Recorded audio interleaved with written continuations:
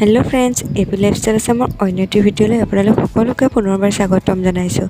আজি মই এটা একেবাৰে সহজ ৰেচিপি লৈ আহিছোঁ আৰু এতিয়া মই বনাবলৈ লৈছোঁ জালমুড়ি।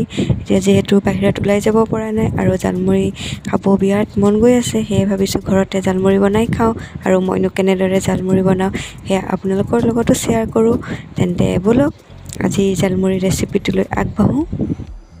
জালমুড়ি এই ৰেচিপিটোৰ বাবে মই এটা বাটিত মুড়ি লৈ লৈছোঁ। এতিয়া ইয়াত দিছোঁ দুটা সৰু সৰুকৈ কাটি লোৱা পিঁয়াজ, আদা আৰু কেঁচা জলকীয়া সৰু সৰুকৈ কাটি লৈছোঁ। জলকীয়াটো আপোনালোকে নিজৰ জোখমতে দিব। নিমখটো আপোনালোকে চাই ল'ব ভালদৰে।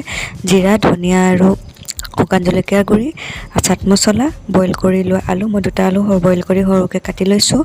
এটা সৰুকৈ কাটি লোৱা বিলাহী, লগত দিম চানা আৰু বাদাম। চানা বাদামটো আপোনালোকে নিজৰ জোখমতে দিব।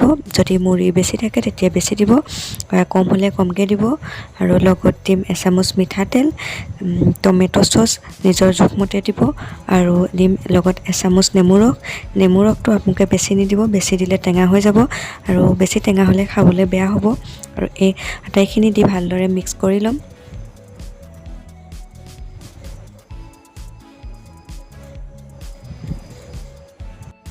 এয়া মোৰ সকলোখিনি মিক্স কৰি হৈ গ'ল।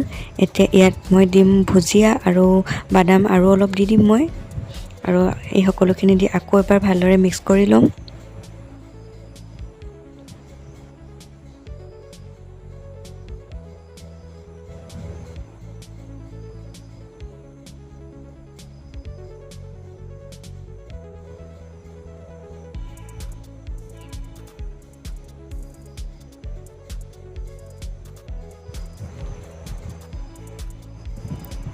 মোৰ মিক্স কৰি হৈ গ'ল। এতিয়া মই ওপৰত ভুজিয়া আৰু কেঁচা জলকীয়া আৰু অলপ দি লৈছোঁ।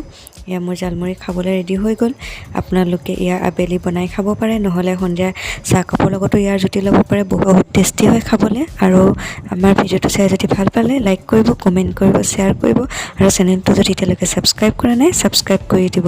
আজিলৈ ইমানতে সামৰিছোঁ, ধন্যবাদ।